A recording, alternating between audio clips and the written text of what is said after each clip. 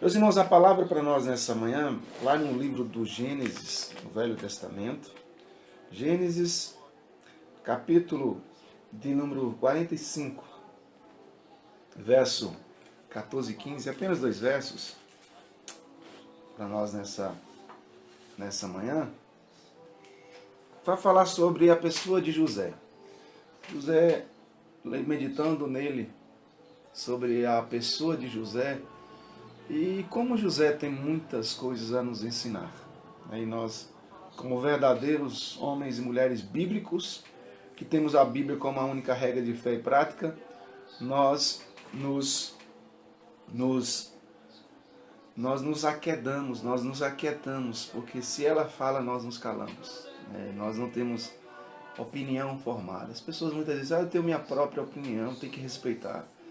Eu gosto muito de frisar, quando o Senhor Jesus Cristo nos chama e nos convertemos a Ele, Ele nos converte, Ele nos aceita como pecadores que somos. Então toda a nossa opinião é formada pela palavra. A palavra é que vai ser o norte, vai direcionar as nossas vidas. Ou então o capítulo 45, o verso 14 e 15 diz, e lançando-se ao pescoço de Benjamim, seu irmão, chorou, e abraçando com ele, chorou também Benjamim. Verso 15. José beijou a todos os seus irmãos e chorou sobre eles. Depois, seus irmãos falaram com ele. Como isso é salutar, como isso é algo abençoador. José entrando agora em comunhão com seus irmãos. E quem bem sabe a história, verão e perceberão que José tinha uma dificuldade, ou pelo menos os irmãos de José tinham uma dificuldade muito grande com ele, né? Mas eu quero iniciar nessa manhã o nosso estudo para todos vocês que aqui estão conosco nessa live, a Igreja Presbiteriana Ting e demais irmãos que estão espalhados por esse Brasil. Qual é a coisa mais difícil para ser praticada no cristianismo? Qual é a coisa mais difícil para ser praticada no cristianismo? É isso que muitas vezes nós perguntamos à igreja. Com certeza, vocês, se estivessem presentes, diriam a santidade, a evangelização, ações sociais, a ajudar o próximo. Enfim, são muitas os viés, são muitos os caminhos que nós poderíamos trilhar nessa manhã. Mas diante do texto exposto, nós temos um ato ou uma ação que a igreja não pode jamais perder, que é perdoar quem nos faz mal, quem nos agride, quem fala mal da gente, quem causa algum tipo de dano, quem nos prejudica, e nós sabemos que isso de fato é falado ou praticado e chega aos nossos ouvidos. E qual é a coisa mais difícil? É você não cortar relacionamento com essa pessoa, mas ter a maturidade de não ser um homem, uma mulher de uma fé infantil. Nós temos a maturidade. É claro que com uma certa sabedoria e nós não contarmos os nossos segredos, mas nós não podemos de maneira nenhuma entrar pelo caminho de Satanás. Tomarmos o cuidado para que o perdão seja algo praticado constantemente pela nossa fé. E Lucas, no capítulo 17, só para nós iniciarmos o nosso estudo, eu quero ser rápido, não quero ser prolixo nessa manhã. O capítulo 17, Jesus falando sobre isso, do livro de Lucas, se você tiver aí, por favor, pegue sua Bíblia, para acompanhar. Lucas 17, Jesus Cristo assim diz, diante dessa questão, no capítulo 17, versos 3 a 5, aí Jesus Cristo falando, dando a sua preleção, e ele falando sobre o assunto, diz, acautelai-vos, se teu irmão pecar contra ti, repreende-o, se ele se arrepender, perdoa-lhe. Se por 7 vezes do dia pecar contra ti, 7 vezes vier ter contigo, dizendo, estou arrependido, perdoa-lhe. Então disseram aos apóstolos, Senhor, aumente-nos a fé. Isso é muito interessante. Então disseram os apóstolos, Senhor, aumente-nos a fé. Aumente-nos a fé. Não é algo fácil, nunca foi, nunca será algo fácil para ser praticado. Perdão, perdão, perdão. Tá? Mas a palavra do Senhor, constantemente, ela vai ter para cada ação, para cada fofoca, para cada menosprezo, para cada perseguição, para cada ato. A palavra do Senhor tem uma palavra de perdão. Tem a palavra de perdão. O texto que nós lemos nessa manhã, Gênesis 45, 14, 15, os versos, José sai da sua parentela. José está de fato agora tomado por uma ação de desprezo, de repulsa. Os seus irmãos o venderam. Seus próprios irmãos, seus co-sanguíneos, o vendem com apenas 17 anos. Presta atenção, você deve conhecer e saber muito bem dessa história, né? A Bíblia então afirma que ele tinha 30 anos quando se tornou governador do Egito. 41, Gênesis 41, verso 46. Né? 46. Então ele sai com 17 anos e aos 30 anos ele assume o governo ali da cidade, ou pelo menos do Egito. Desde a sua saída até esse encontro, já se havia passado 22 anos. 22 anos. Quando saiu, ele era apenas um adolescente. Imagine, 17 aninhos. Rebelde, vaidoso, como todos nós, presunçosos, né? Mas agora, com aos 30 anos que ele assume o governo ali sobre o Egito, ele agora é um homem maduro que passou pela casa de Potifar, ele passou pelo cárcere e assim ele foi levando a sua vida. Então as pessoas mudam muito a sua fisionomia. São 17 anos para 39 anos, mudou muito a sua fisionomia. Mas o texto em questão fala sobre um jovem que sai, que tem tantas ações, tantas cicatrizes, tanta maldade fizeram, tantas acusações, coisas do tipo. Mas José, eu gosto muito da personagem José, porque José era um homem tratado. José foi um homem tratado por Deus.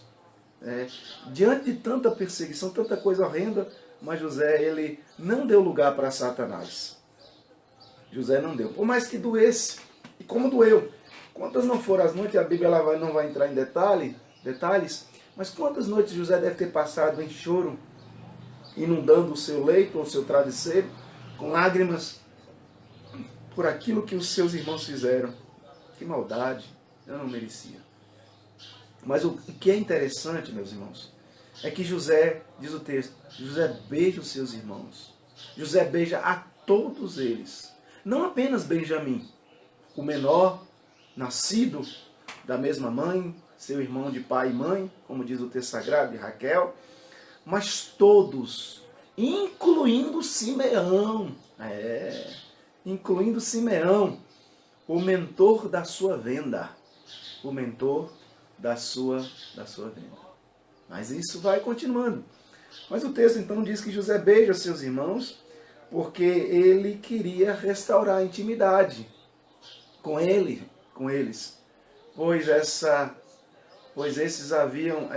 comunhão, essa intimidade havia sido quebrada pelas ações do pecado.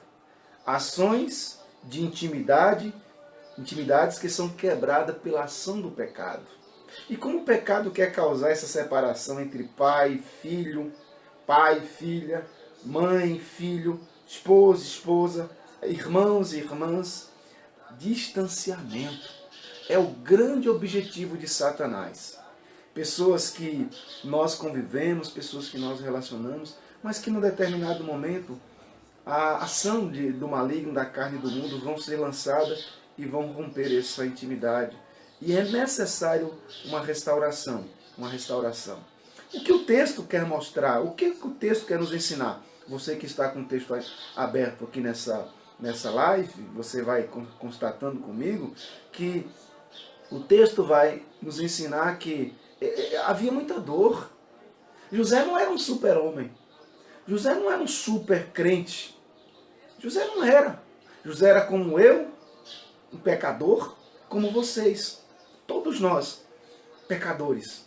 Mas José, percebendo que a ação não era boa, José era um homem que Deus procurou tratá-lo, temperá-lo, abençoá-lo. Mas o texto então vai dizer que havia muita dor familiar envolvida. Havia muito distanciamento, havia muito isolamento, havia muita hostilidade, havia muita amargura, havia muito ressentimento. Algumas vezes por motivos banais, por provocações. Outras vezes por disputas infindáveis por herança. A bendita herança. E muitos anos sem conversas. Muitos anos sem uma aproximação. Muitos anos sem uma palavra de apreço ou de carinho. Como isso dói. Como isso é complicado e como isso é difícil. Por que eu estou dizendo isso? Estou falando nessa manhã para você que de repente conhece alguém, ou até mesmo você que está passando por essa situação. Né? São dezenas de pessoas que precisam de cura, que precisam se curar de um relacionamento que alguém lhe causou mal, fez algum dano pecaminoso, lhe causou algum prejuízo no seu emocional, no seu sentimento. E você hoje olha para você e diz assim, fiquei no prejuízo, estou prejudicada, estou prejudicado.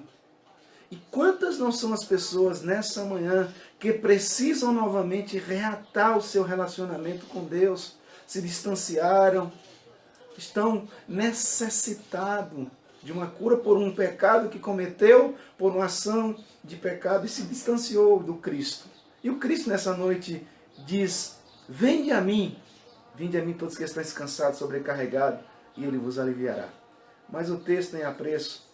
Dezenas de pessoas, como eu já falei nessa manhã, precisam de curas, precisam beijar novamente a sua família, precisam beijar novamente a sua esposa, precisa beijar novamente o seu esposo, não um beijo no sentido de eros, no sentido de sensual, do ato sexual em si, mas um beijo no sentido de amor ágape, um amor Cristo, um amor que constrói em sua família, que estão rompidos pelo distanciamento, que precisam de restauração, que precisa restaurar novamente a amizade entre irmãos, consanguíneo ou irmãos da fé, que precisam novamente buscar esta reaproximação familiar, que precisam reaproximar o diálogo entre esposo e esposa, entre pais e filhos, que estão distantes, vivendo o distanciamento.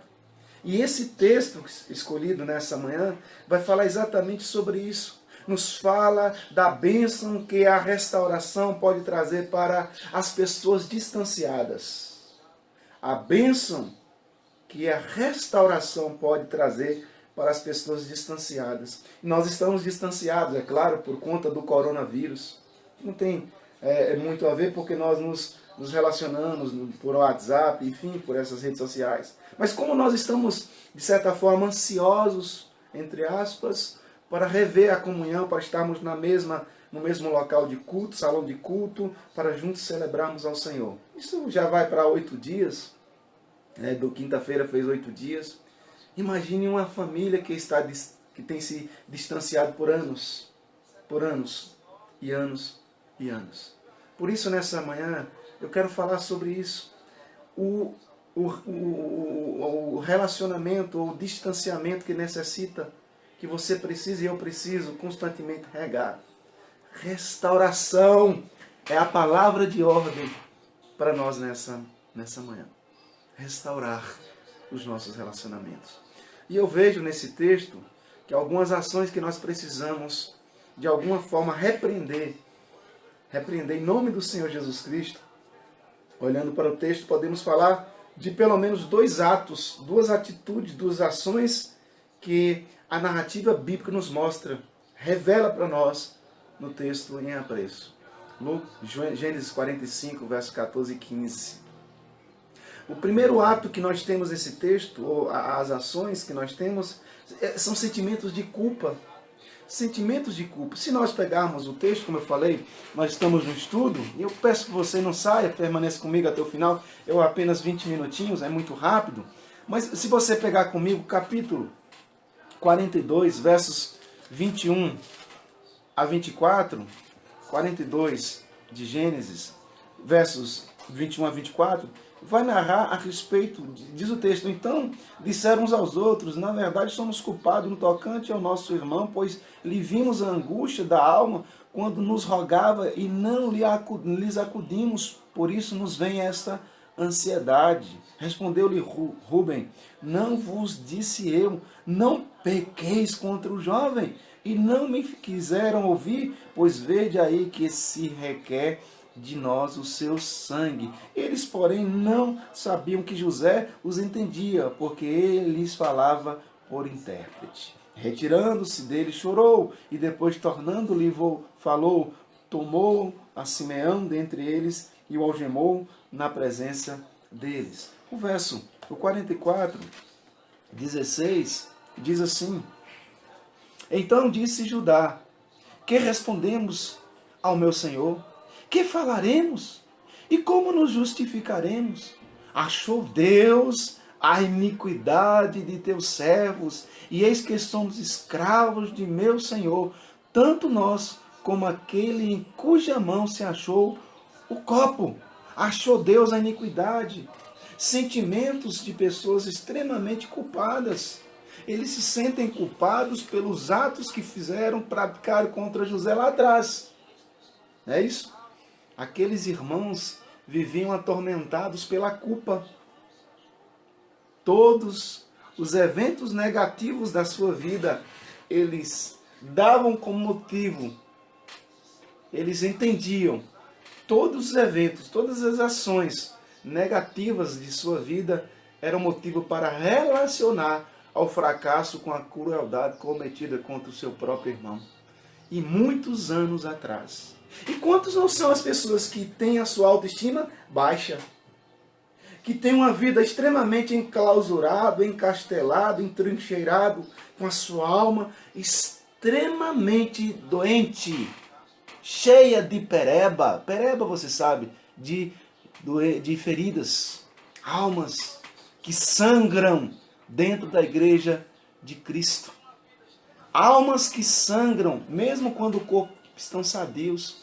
São homens e mulheres adultos, mas com sentimentos de criança. Quando toca naquela área, naquela parte em apreço, eles se sentem atormentados pela culpa de alguma coisa que alguém fez, de alguma ação, não sua, mas que foi provocado contra você.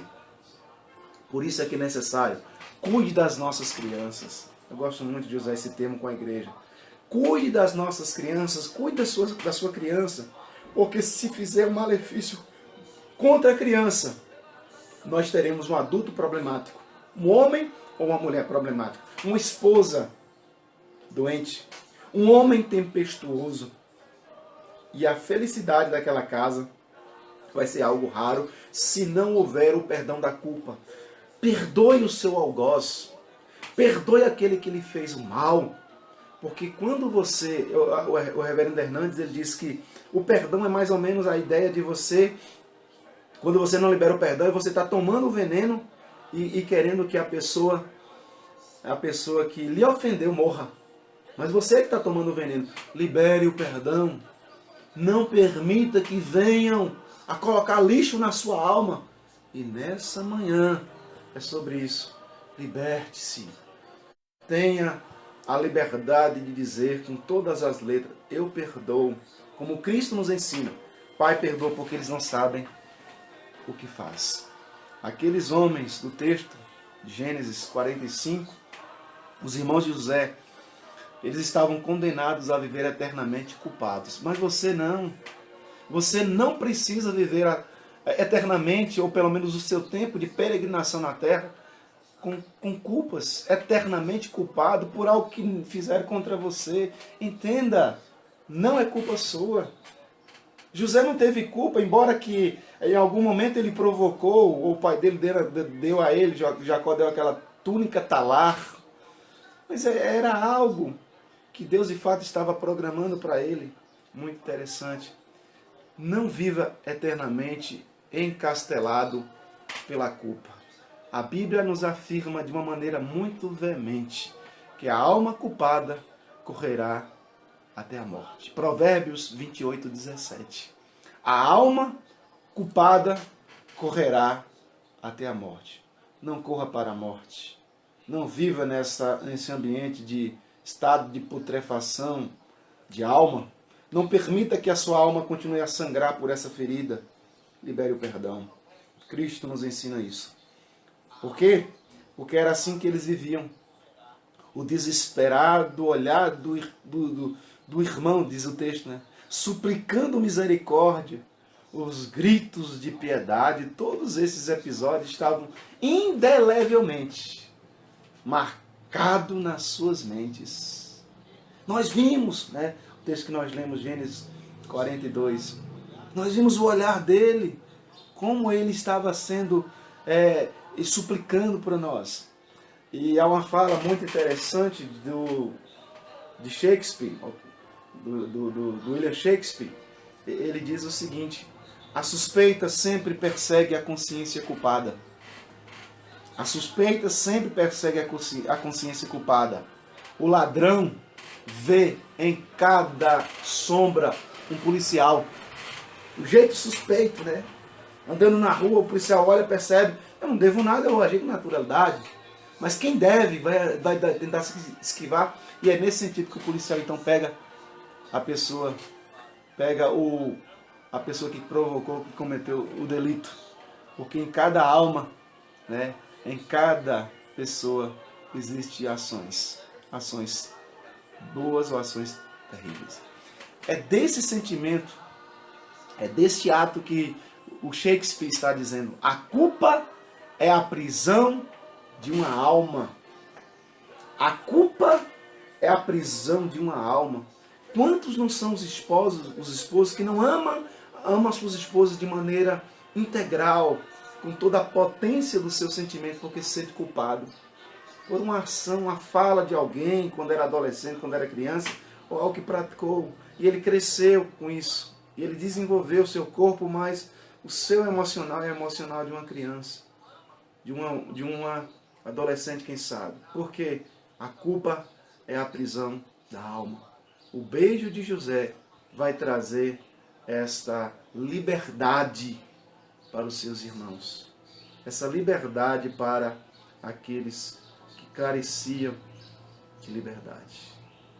Muitos de nós estamos presos. E vale ressaltar, numa prisão perpétua. E a chave está nas suas mãos. Vivem numa prisão perpétua, mas com a chave nas próprias mãos. Olhe para o Cristo. Veja o que Cristo te ensina. Como Ele quer que você se liberte desta prisão. Olhe para Jesus. É o único que pode fazer com que você gire com tanta dor, mas você vai ter que girar a fechadura. Você pode até colocar a chave, mas você não tem força para girar a chave para abrir o perdão para a pessoa. Mas então nós temos nessa passagem atos de culpa, mas nós também temos nessa história atos de mentiras. Homens que viviam em mentiras. O Gênesis capítulo 37, o tempo está voando, né? Mas eu vou procurar ser sucinto. 37, Gênesis 37, de 33 a 36, diz assim: ele a reconheceu e disse: é a túnica de meu filho. Um animal selvagem o terá comido? Certamente José foi despedaçado. Então Jacó rasgou as suas vestes e se cingiu de pano de saco e lamentou o filho por muitos dias. Levantaram-se todos os seus filhos e todas as suas filhas para o consolarem. Ele, porém, recusou ser consolado e disse: chorando descerei ao meu filho até a sepultura. E de fato chorou seu pai. Entre mentes, os midianitas venderam José no Egito a Potifar, oficial de Faraó, comandante da guarda.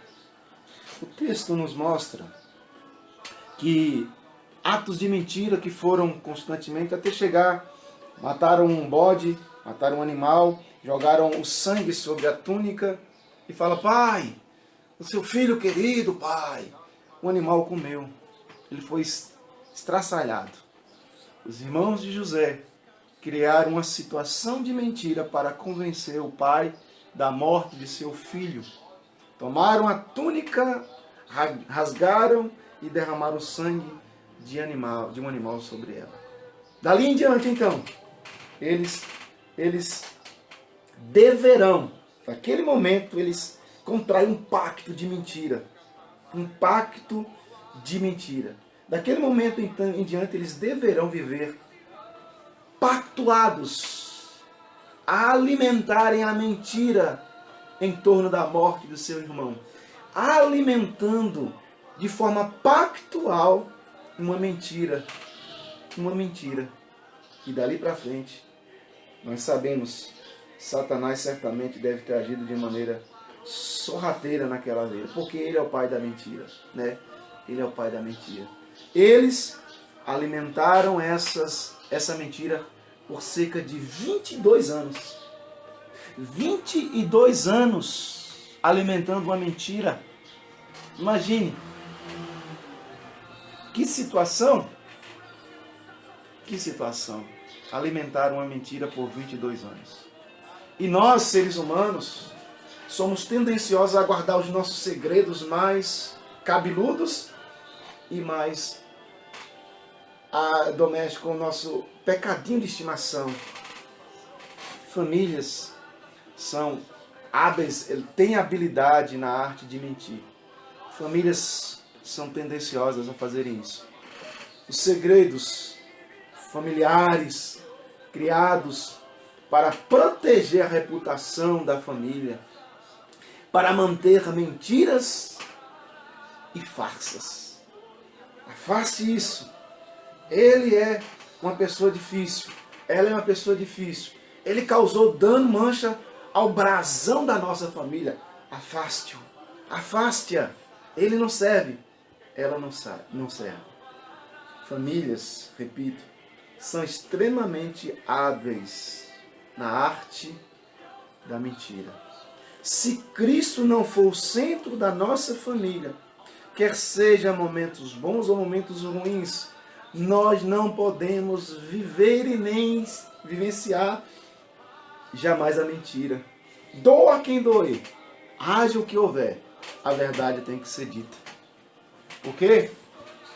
Paulo vai dizer lá em 2 de Coríntios, capítulo 5, eu li para os irmãos, para que Satanás não tire vantagem sobre a sua família.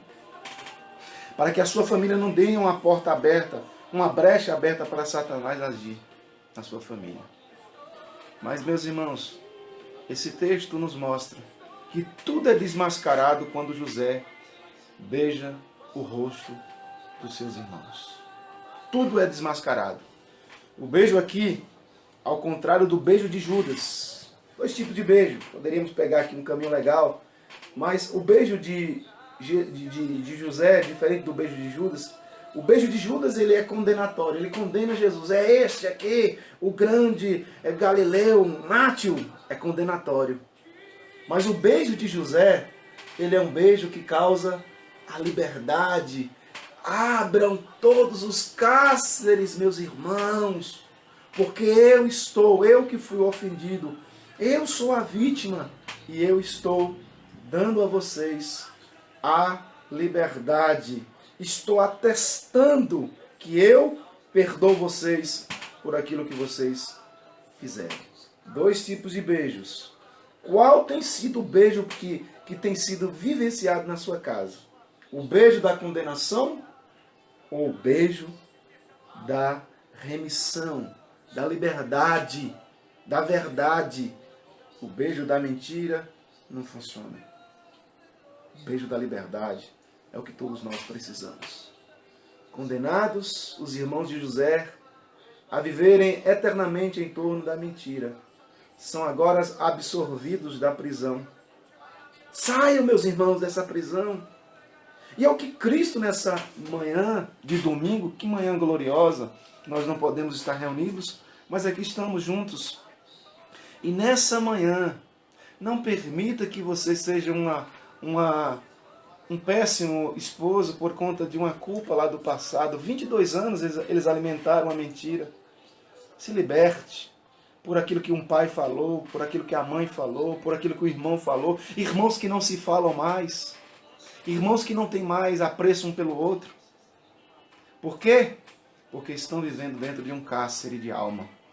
E precisam nessa manhã pegar o seu telefone, uma mensagem. O WhatsApp funciona muito. Mande uma mensagem para ele. Depois de 1 ano, 10 anos, sei lá quanto tempo você não fala com ele ou com ela, por conta de uma besteira. Fale, ligue, enquanto é tempo. Enquanto há oportunidade. Enquanto estão vivos. O beijo de José é o beijo que liberta. É o beijo que liberta. Todos os anos, o pai de José, Jacó, vivia chorando. Um luto falso. Chorando um luto falso. Uma atitude que, provocada, jogara sobre ele dos irmãos, dos filhos de Jacó, dos irmãos de José. Agora não precisavam mais viver em torno da falsidade.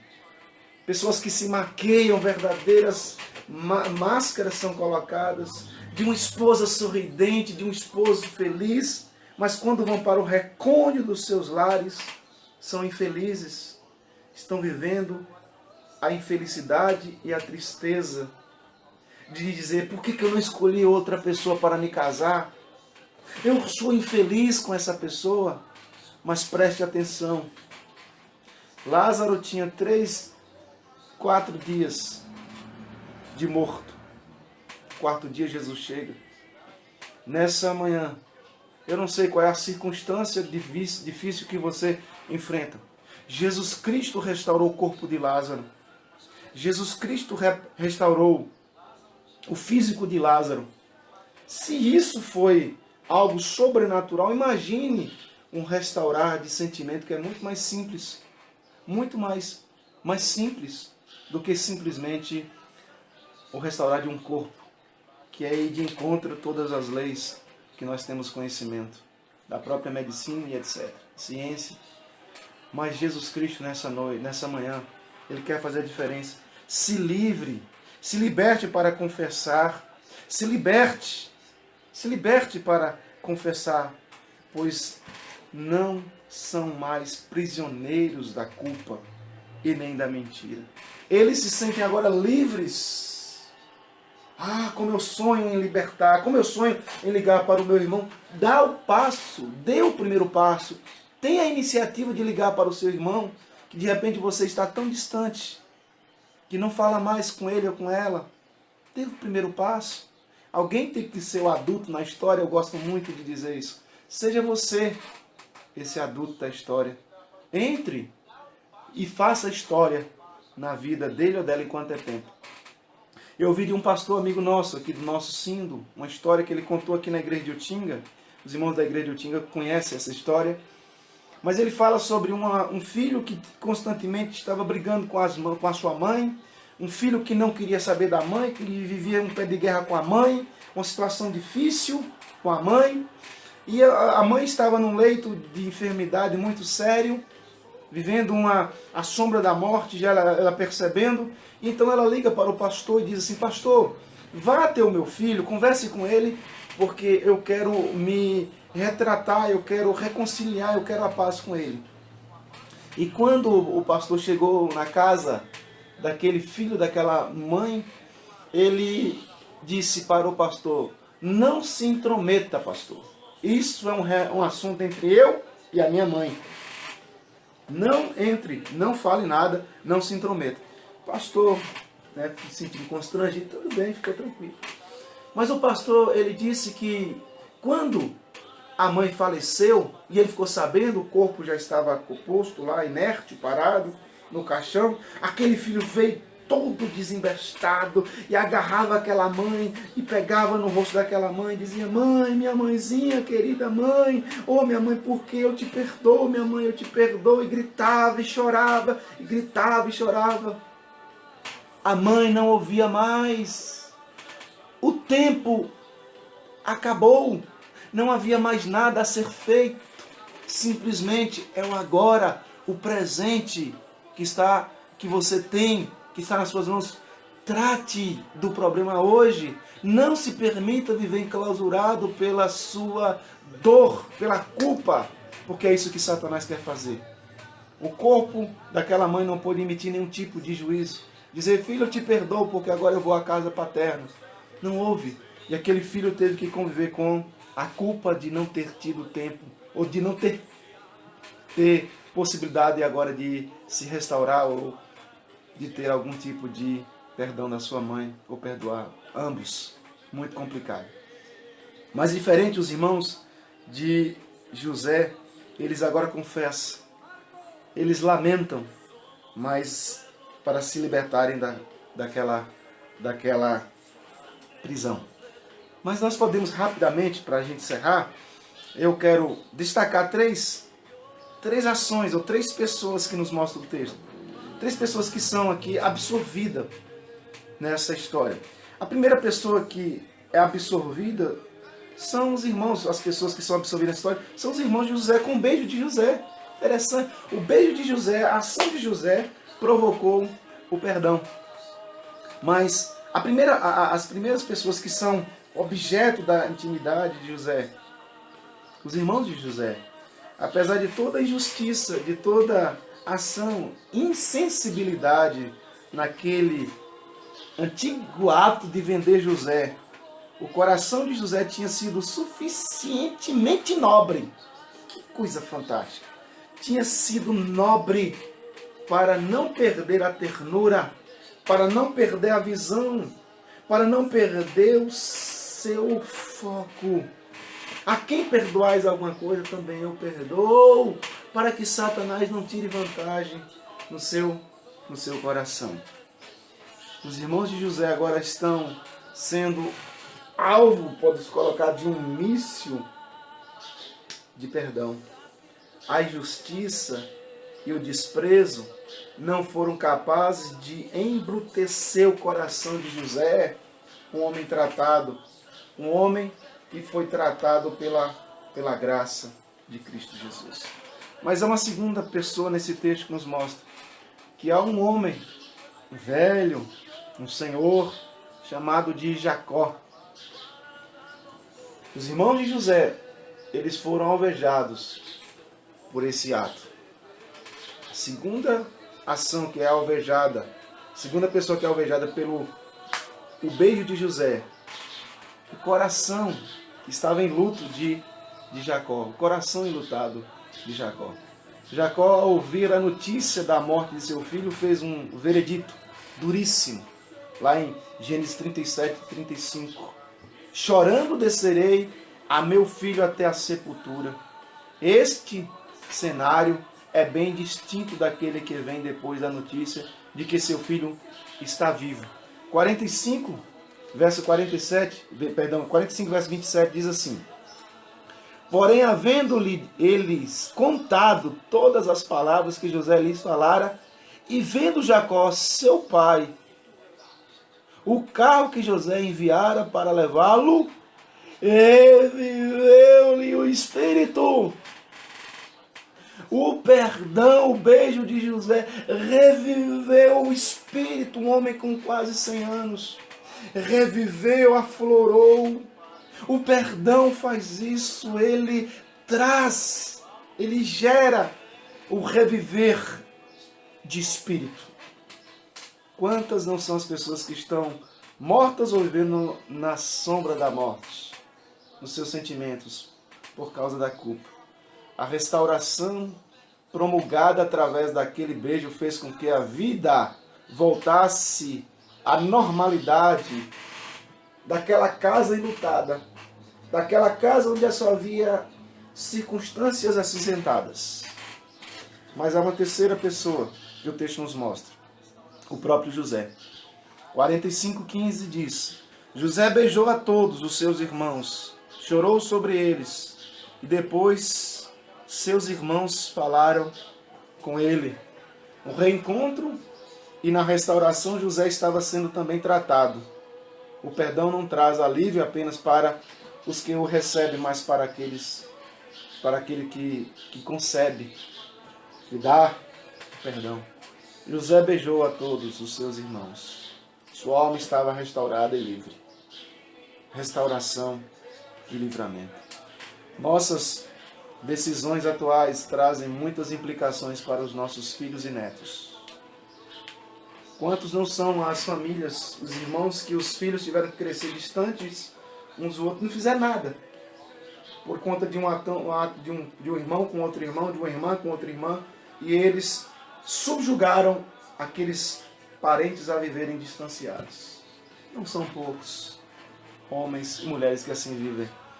O beijo que José deu, o beijo restaurador de José, é o pontapé da cura, da redenção, não apenas daquela geração, mas das gerações vindouras. O perdão, ele restaura o presente, mas ele lança frutos para o futuro, para gerações vindouras. A conclusão que eu quero chegar nessa manhã, meus irmãos, a restauração, a reconciliação, ela é essencial no Evangelho. O Evangelho não funciona, é inadmissível. É inadmissível você encontrar pessoas que estão na mesma igreja, ouvindo os mesmos sermões, ouvindo os mesmos louvores, ouvindo tudo, fazendo tudo, de repente na mesma sociedade interna, mas não se falam. Que evangelho é esse? Que evangelho é esse? Jesus Cristo, usando o apóstolo Paulo, em 2 Coríntios capítulo 5, verso 18, Deus está em Cristo, reconciliando consigo mesmo o mundo. O projeto que Jesus Cristo foi dado a Cristo é a proposta da reconciliação do homem com Deus. Do homem com Deus. E nessa manhã, quem nós precisamos reconciliar? Quem você precisa se reconciliar? E esta reconciliação que Cristo faz é para atrair o máximo de pessoas. Aqueles que foram lavados, como Apocalipse capítulo 7. Quem são? De onde vieram? A grande tribulação. Porque Deus é quem toma a iniciativa de restaurá-los. De restaurá-los. Nós amamos, diz o texto. 1 João capítulo 4, 19. Nós amamos porque Ele nos amou primeiro. Deus nos deu graça. Deus nos deu graça. Deus prova o seu próprio amor para conosco, no fato de ter Cristo morrido por nós, sendo nós ainda pecadores. Nós não merecemos nada, você não é melhor do que aquela pessoa que falou mal ou que fez alguma coisa contra você. Seja maduro, tenha uma maturidade, diz, eu vou liberar perdão. No que depender de mim, Hebreus capítulo 12, verso 14, no que depender de mim, depende de você. Tenha paz com todos os homens. Viva na paz, na reconciliação. Deus nos reconciliou consigo mesmo, Jesus. Através de Jesus, para que fosse desfeito, derrubado todas as barreiras da inimizade que nossos pecados causaram, nos distanciando de Deus. Todo mundo quer ir para o céu. Todo mundo quer. Você pergunta para as pessoas, eu quero ir para o céu, todo mundo quer ir para o céu. Mas a grande questão é que no céu nós temos que nos relacionar com todas as pessoas que foram lavadas e remidas. E muitas vezes eu estou odiando, eu estou tendo um asco, uma certa irritabilidade com alguém que Cristo até que prove o contrário, até que Cristo derramou sua vida por ele ou por ela. Quer dizer que eu estou sendo superior a Cristo?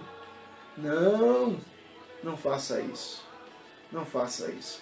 No que depender de você e depender de mim, vamos tentar nos relacionarmos da melhor forma possível. O texto nos ensina também que Deus nos deu o ministério da reconciliação. Não apenas reconciliados, mas reconciliadores. Sejam verdadeiros juízes. Tente aproximar as pessoas. Mateus capítulo, nas bem-aventuranças, Jesus vai dizer: bem-aventurados os pacificadores, porque serão chamados filhos de Deus. Nós, homens e mulheres, precisamos entender isso.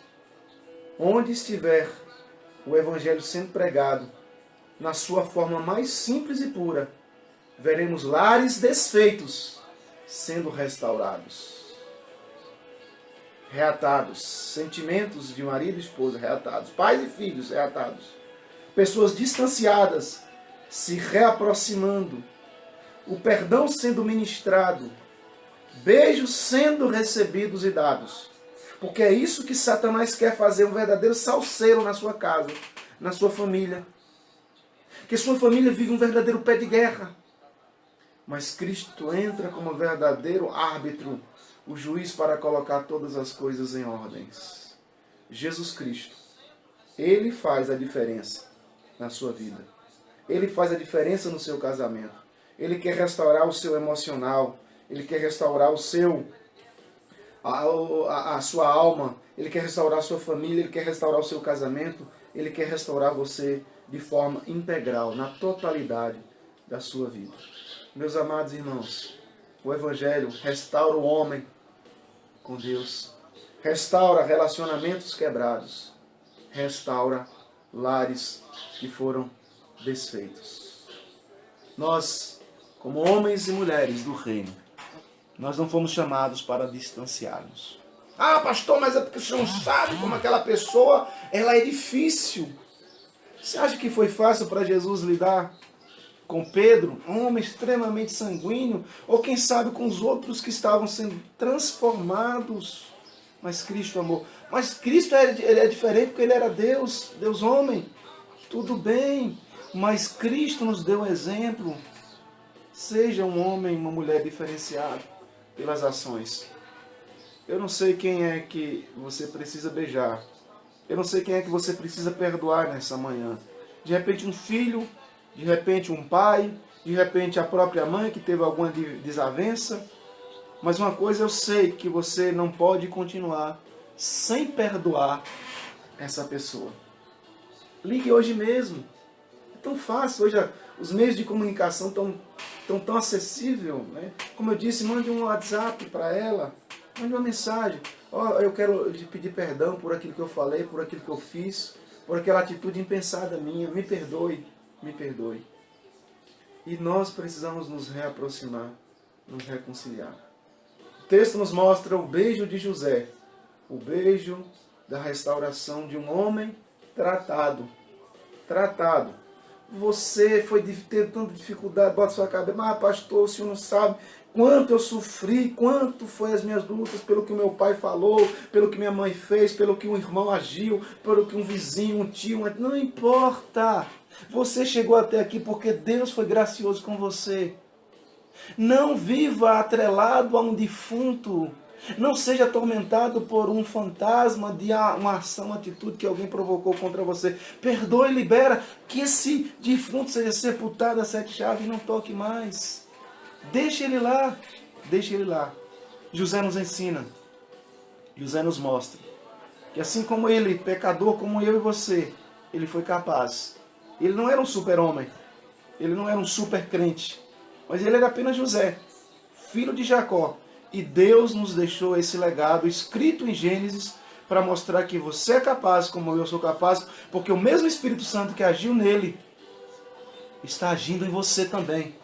Age em você e em mim também. Então, o beijo da restauração de José nada mais é do que a obra do Santo Senhor Yahvé sendo aplicado na vida desse homem, dando-nos força também, olhando para ele, para nós termos força também, para perdoar e sermos perdoados. Eu quero então encerrar citando a palavra de Cristo. Pai, perdoa porque eles não sabem o que faz. Que Deus abençoe grandemente a sua vida. Você que parou todo esse momento nos assistindo nessa live, perdoe o seu filho por aquilo que ele fez, por aquilo que ele é, por aquilo que ele escolheu fazer. Enfim, não sei. Eu não sei porque eu não sou vidente, não tenho bola de cristal, mas sei que o Espírito Santo direciona essa palavra para você nessa manhã. Perdoa para que você não morra com essa culpa. Enquanto for dia, você não controla o futuro, não está nas suas mãos. Tenha sabedoria, busque ter paz com todos, mesmo com aqueles que você tem pouca afinidade, porque nós somos homens e mulheres temperamentais. Os temperamentos se chocam, mas o Espírito Santo de Deus age em você. No que depender de você, tenha paz com todas as pessoas, porque Cristo conviveu com fariseus, apesar de chocar, bater de frente, mas Cristo olhou para eles, dando-lhe a palavra, instruindo a eles.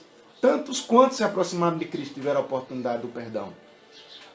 Que você também seja um homem ou mulher altruísta.